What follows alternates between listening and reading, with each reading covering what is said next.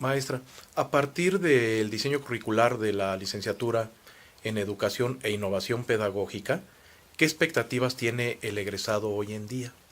Porque de acuerdo a la triada de educación, cultura y sociedad que permea a lo largo de la carrera, y además la salida con las dos opciones, ya sea en comunicación o en pedagogía social, el egresado se asume como un interventor, un mediador, ¿sí?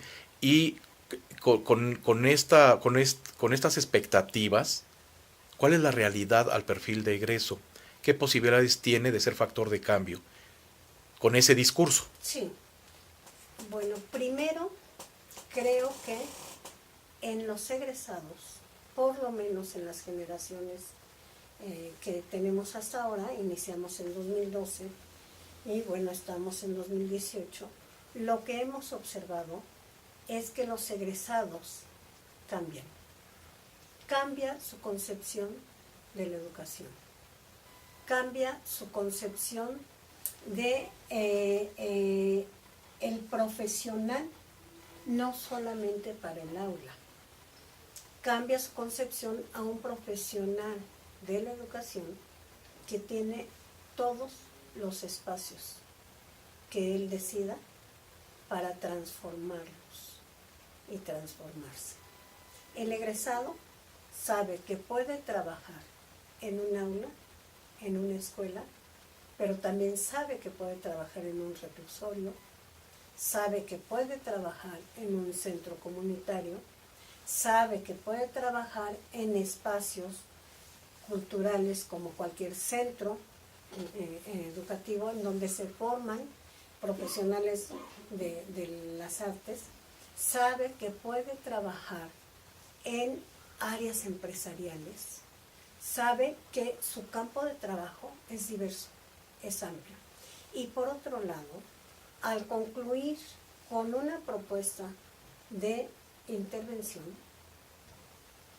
él hizo un recorrido metodológico que le permitió diseñar una estrategia para reconocer el contexto, para identificar la problemática, para plantear la posibilidad de resolver con una aportación.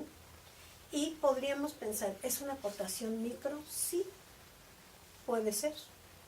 Pero también esta propuesta micro puede considerarse para este contexto, pero si la llevo a otro contexto y analizo ese contexto, puede ser que también me permita hacer un cambio. Esta propuesta de intervención tiene la finalidad de resolver un problema concreto. Es decir, regresamos a la organización modular, en donde hay un objeto de transformación que el estudiante observa, analiza, estudia, indaga y con los diversos elementos teóricos, con las propuestas metodológicas, puede intentar resolverlo. Y lo plantea en diversos ámbitos. Así, por ejemplo, tenemos trabajos que han presentado nuestros egresados que tienen que ver con espacios en donde se desarrolla la lectura, las bibliotecas. ¿Y desde dónde? Desde el fomento a la lectura, desde la promoción de la lectura. Y ahí está Garrido que nos apoya, ¿no? Y hay otra serie de autores importantes. Entonces, desde esta concepción curricular, que tiene que ver con la organización modular, pero que tiene también que ver con un modelo, con un enfoque curricular integrado, es que los estudiantes van reconociéndose y posibilitando la transformación de sí y de los entornos en donde pueden intervenir. Desde aquí es que nosotros pensamos que el egresado de esta licenciatura en Educación e Innovación Pedagógica puede participar en muy distintos ámbitos y lo sabe y se reconoce como profesional. no estamos formando un maestro, aunque puede participar en la docencia. Claro. La propuesta, apostamos a que va a desarrollar proyectos de intervención educativa y a resolver problemas. Sí, al escuchar a la doctora, reflexiono sobre el mapa curricular de la licenciatura en Gestión Cultural de la Universidad de Guadalajara, que conozco al detalle, y también esta licenciatura en Educación e Innovación Pedagógica, y me parece que serían magníficos aliados.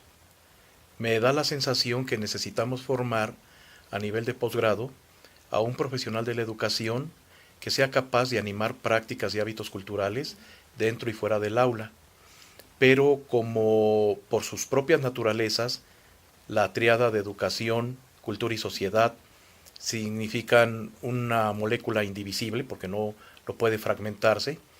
En los procesos de enseñanza-aprendizaje debe acompañar la formación, el proceso de gestión de la cultura, como parte del paradigma, como parte de los escenarios, de los andamiajes que se construyen para la formación integral, multicultural, incluyente, democrática, participativa.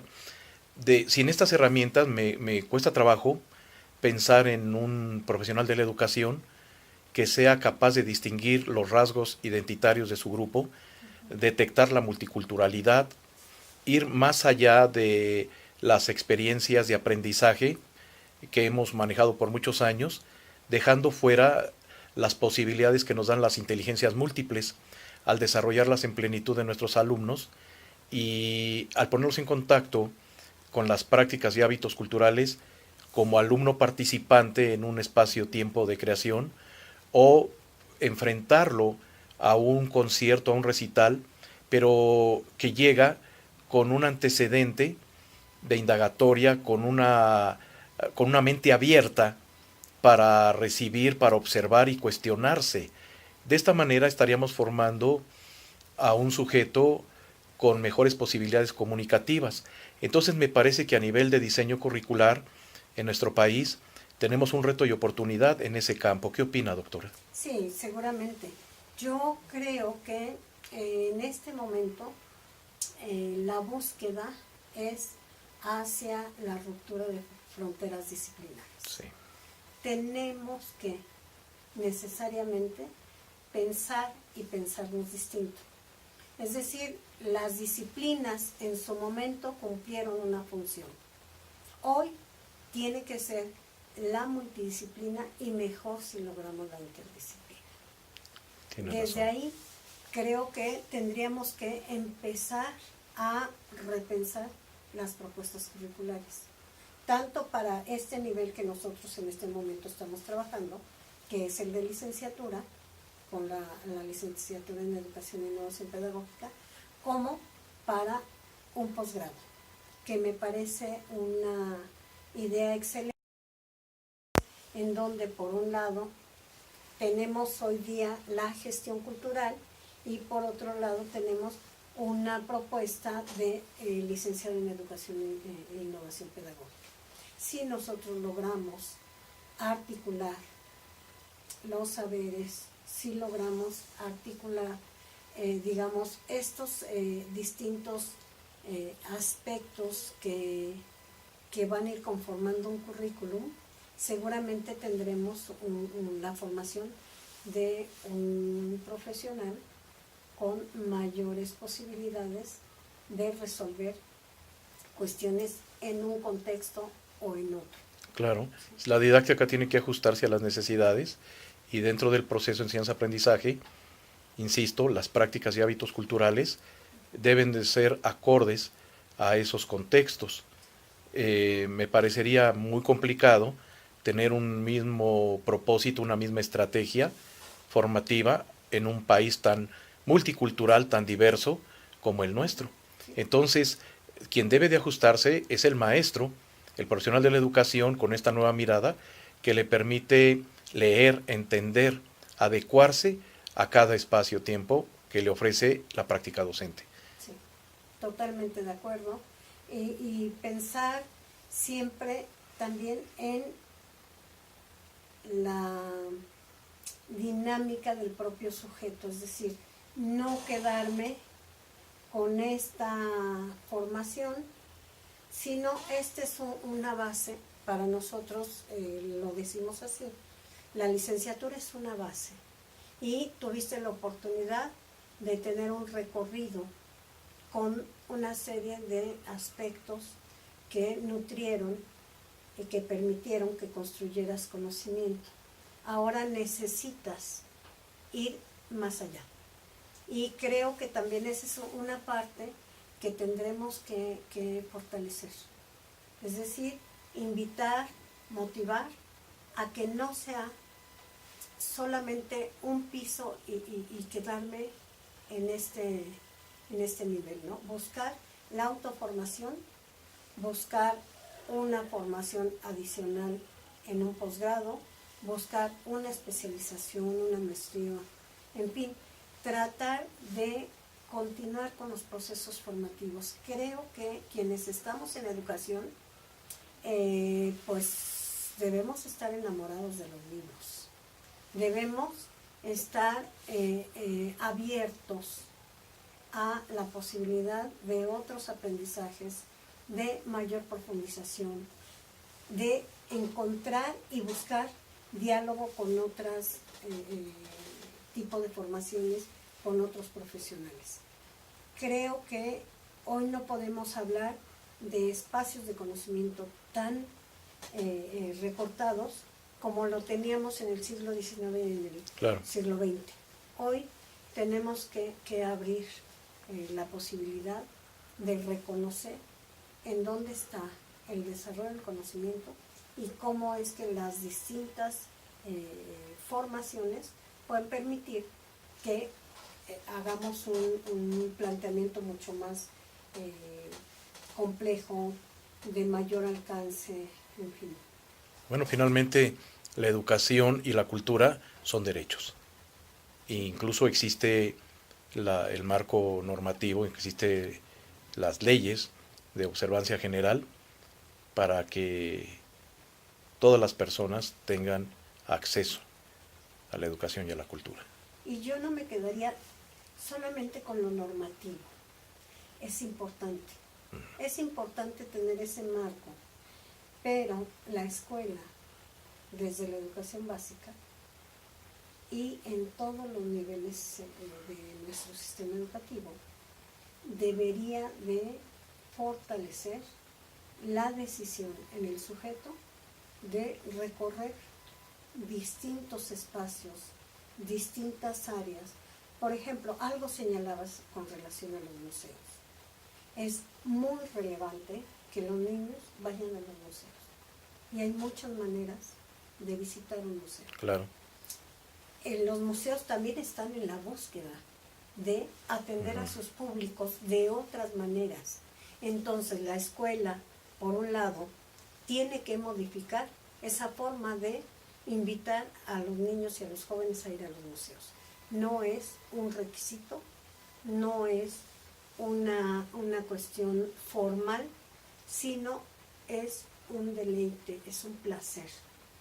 Y si un niño de preescolar va 10 minutos al museo y lo disfruta, el museo y la escuela han logrado un propósito formativo fundamental. Si los jóvenes de educación media superior se aproximan a una exposición como la de Vaticano, por ejemplo, y participan en el taller de Dorado, bueno, tienen una experiencia que les va a marcar. Es una forma de visitar y de cerrar una visita distinta. Tiene razón, pero precisamente para lograr la mediación curricular entre lo declarado oficialmente y las posibilidades que se allega el propio profesor con sus colegas en acuerdo de academia, hasta academia en la soledad, tiene que tomar sus decisiones de esta mediación del currículo para instrumentar las mejores políticas que se gestan desde la base social, desde el propio establecimiento, con la intervención de los agentes directamente involucrados y que pueden coadyuvar, que pueden sumar. Tiene razón, doctor. Y desde luego, el maestro tiene que prepararse. Sí. Yo como profesor tengo que preparar la visita de mis alumnos, como lo dicen todos los autores de pedagogía museística. Tengo que preparar antes de que vayan, tengo que acompañar Sí. el proceso Sí, sí. y tengo que cerrar la visita en el aula y recuperar cada uno de estos momentos para que de verdad tengamos la posibilidad de que estos niños o estos jóvenes tengan un proceso de apropiación Claro. que Introspección. les deja una impronta de largo alcance, ¿no? Sí, estaríamos incidiendo a nivel cognitivo y afectivo. Exactamente. Tiene razón. Pues muchas gracias, doctora.